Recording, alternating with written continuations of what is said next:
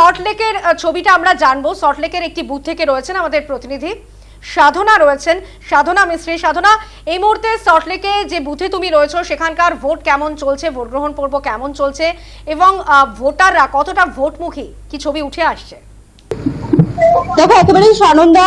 আজ দ্বিতীয় দফার নির্বাচন, বিধানসভা নির্বাচন, এবং 7 জেলা 142টি আসনে ভোট হচ্ছে। আমি এই মুহূর্তে রয়েছে বিধাননগরে, এবং বিধাননগরের হরিয়ানা বিদ্যা মন্দিরে রয়েছে 170 নম্বর বুথ।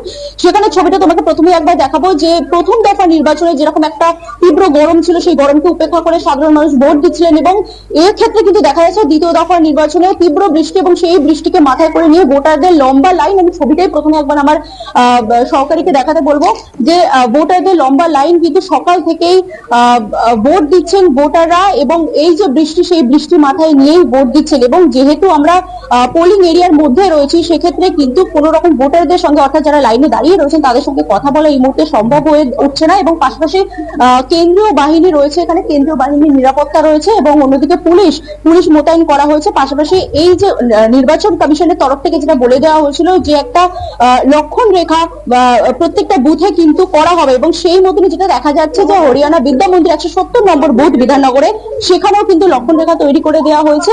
এবং সেই লক্ষণ রেখার 100 মিটারের মধ্যে কিন্তু রয়েছেন ভোটাররা, এবং সেই 100 মিটারের বাইরে যেটা দেখা যাচ্ছে যে একজন বিএলও রয়েছেন, এবং তার সঙ্গে একজন সহকারীকে রাখা হয়েছে।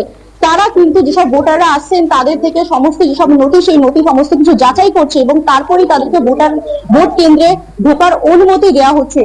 এবং যে ছবি তোমাকে আমি দেখাচ্ছি, যে 170 নম্বর বুথে সকাল থেকে কিন্তু শান্তিপূর্ণভাবে ভোট হচ্ছে। রাজ্যে কিছু বিক্ষিপ্ত ঘটনা ছাড়া কিন্তু এখনো পর্যন্ত ঘড়ির কাঁটা 10টা 18, এখনো পর্যন্ত কিন্তু শান্তিপূর্ণভাবে ভোট হচ্ছে। এবং সকাল 7টা থেকে শুরু হয়েছে ভোট, এবং শান্তিপূর্ণভাবে ভোট হচ্ছে। এখানে যেসব ভোটাররা ভোট দিয়ে বেরিয়ে যাচ্ছেন তাদের সঙ্গে যদি আমরা একবার পোলিং স্টেশনের বাইরে গিয়ে যদি কথা বলার একবার চেষ্টা করি, তোমাকে দেখাচ্ছি সেই ছবি, যে ছাতা মাথায় দিয়ে কিন্তু কেন্দ্রীয় বাহিনীর নিরাপত্তা, এবং সেই নিরাপত্তা বেষ্টনীতে হচ্ছে ভোট গ্রহণ। ছাতা মাথায় দিয়ে ভোটাররা চলে এসেছেন। তোমাকে একবার বাইরের ছবিটা দেখাবো। আজকে এসআই প্রক্রিয়ার পরে আজকে ভোট গ্রহণ প্রক্রিয়া সামিল হতে পেরেছেন কি? হ্যাঁ, খুব ভালো, সুন্দরভাবে, ডিসিপ্লিন ভাবে ভোট হয়েছে। এরকমই ভোট হওয়া দরকার ছিল, এটার জন্য আমরা খুব খুশি। কেন্দ্রীয় বাহিনী মোতায়েন করা হয়েছে? হ্যাঁ, খুব ভালোভাবে করেছে। কতক্ষণ ধরে লাইনে দাঁড়িয়েছিল? আমি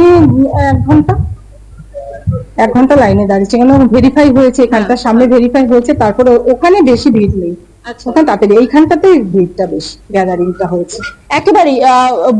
আপনার সঙ্গে আপনি কি ভোট দিয়ে বেরোলেন, আপনার সঙ্গে একটু কথা বলবো। কতক্ষণ লাইনে দাঁড়িয়েছিল? সেটা 2.5 ঘন্টার উপরে দাঁড়ালাম লাইনে। সময় লাগছে যেহেতু একজনই পুলিং এজেন্ট বসে আছে, মানে এই পুলিং এজেন্ট না, মানে বিএলও একজনের সামনে বসে আছে।